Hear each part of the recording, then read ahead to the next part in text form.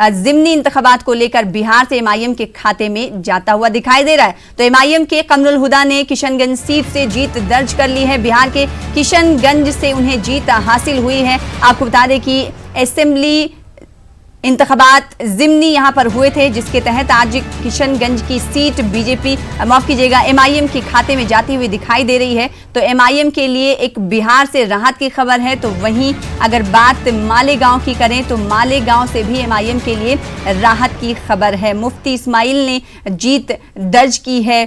SP के अबू आसिम आजमी के ताल्लुक से बात कर लें तो उन्होंने भी अपनी सीट पर इस बार पर्चा साइकिल चला दी है। मानखुद शिवाजी नगर से आपको बता दें कि एमआईएम के मुफ्ती इस्माइल चुने गए हैं। इसके अलावा बिहार के किशनगंज से जीत एमआईएम की हासिल हुई है। तो बात बिहार की हम कर रहे हैं और साथ ही साथ महाराष्ट्र की कर रहे हैं, क्योंकि महाराष्ट्र की सभी असेंबली सीटों के नतीजे आज आने वाले हैं और हरियाणा में भी आज वोटों की गिनती जारी है। लगातार रुझानात का आंकड़ा हम आपको बता रहे हैं और इस वक्त हरियाणा में खाता भी खुल चुका है। सीधी तौर पर स्क्रीन पर आप देख सकते हैं हरियाणा में एक सीट बीजेपी के खाते में गई है, तो वहीं कांग्रेस के खाते में 2 सीटें जीत हुई दिखाई दे रही।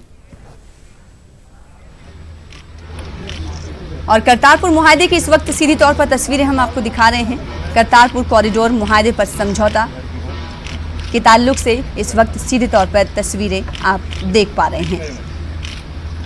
तो इंतखाबी सरगर्मियों के बीच इस वक्त सीधी तौर पर तस्वीरें हिंद पाक करतारपुर राहदारी कॉरिडोर को लेकर आप देख पा रहे हैं। आज समझौते की उम्मीद है। कई समझौते पर भी दस्तखत हुए होंगे। इस वक्त आप सीधी तौर पर देख रहे हैं मीटिंग का ख़त्म हो गया है और दोनों मुल्कों के लीडरान की तरफ से मुसाफा किया गया। अब से कुछ देर बाद हम आपको इस हवाले से तफसीलात फराहम करेंगे कि किन किन चीज़ों को लेकर राहदारी कॉरिडोर को लेकर समझौते पर दस्तखत किए गए हैं। तो इस वक्त की सीधी तौर पर तस्वीरें हम आपको दिखा रहे हैं करतारपुर राहदारी करतारपुर कॉरिडोर के ताल्लुक से, जहां पर बड़े ओहदेदारान की मीटिंग हुई है और इस मीटिंग में क्या कुछ समझौते पर हस्ताक्षर किए गए हैं, दस्तखत किए गए हैं, वो आपको लगातार डिटेल हम बताते रहेंगे। तो सीधी तस्वीरें इस वक्त टीवी स्क्रीन पर करतारपुर राहदारी की मीटिंग के इख्तिताम के बाद की हैं, जहां पर लोग मौजूद हैं। और इस वक्त अब आपको बता दें कि हरियाणा में जेजेपी जीतती हुई दिखाई दे रही है, लेकिन इस बीच एक बार फिर से आपको सीधी तस्वीरें करतारपुर राहदारी करतारपुर कॉरिडोर की मीटिंग के हवाले से दिखा रहे हैं। मीटिंग के इख्तिताम के बाद की ये तस्वीरें हैं।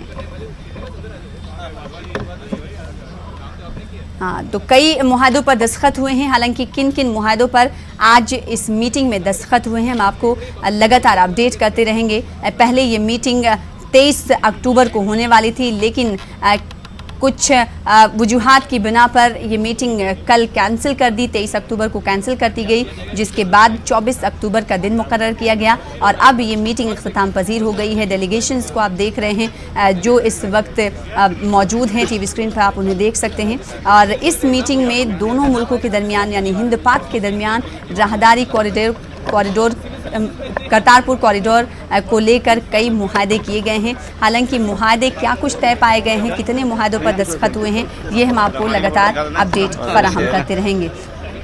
इस वक्त सीधी तौर पर तस्वीरें काफ़ी अहम ये मीटिंग मानी जा रही थी। सभी की निगाहें इस मीटिंग पर टिकी हुई थी, क्योंकि करतारपुर कॉरिडोर और को लेकर कहा यह जा रहा था कि कई मुआहदे होने वाले हैं। अब ये मुआहदों पर दस्तखत हो गए। हालांकि कितने मुआहदों पर ये दस्तखत हुए हैं, इसकी तफसीलात हम आपको बताते रहेंगे। इस बीच एक बार फिर से आपको बता दें बड़ी खबर जो कि एमआईएम के लिए है और इस वक्त कांग्रेस के लिए भी बड़ी बुरी खबर है। कांग्रेस उम्मीदवार नाकामी हाथ लगी है। मालेगांव सेंट्रल से मुफ्ती मोहम्मद इस्माइल फतेहयाब हुए हैं। जीत इन्होंने दर्ज की है। एक बार फिर से आपको बताते हुए चलें तो लगातार हम आपको बता रहे हैं कि किसके हाथ लग रही है जीत और किसे करना पड़ रहा है हार का सामना। तो मुफ्ती मोहम्मद इस्माइल जीत दर्ज कर चुके हैं। मालेगांव सेंट्रल से एमआईएम के उम्मीदवार हैं, वहीं कांग्रेस उम्मीदवार शेख आसिफ को शिकस्त का सामना करना पड़ा है।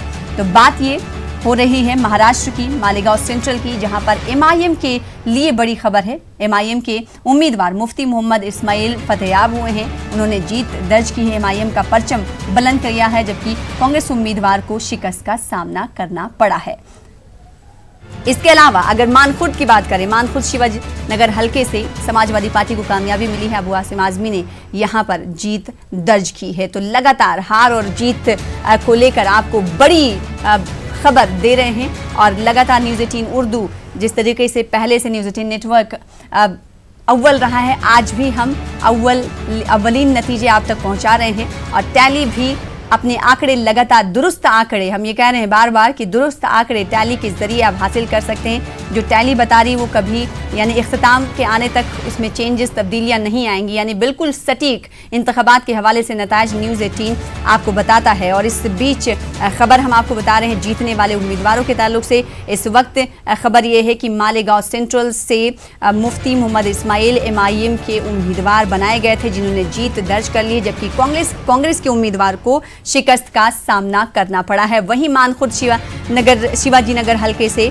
समाजवादी पार्टी के लीडर अबू आसिम आजमी ने भी कामयाबी हासिल कर ली है।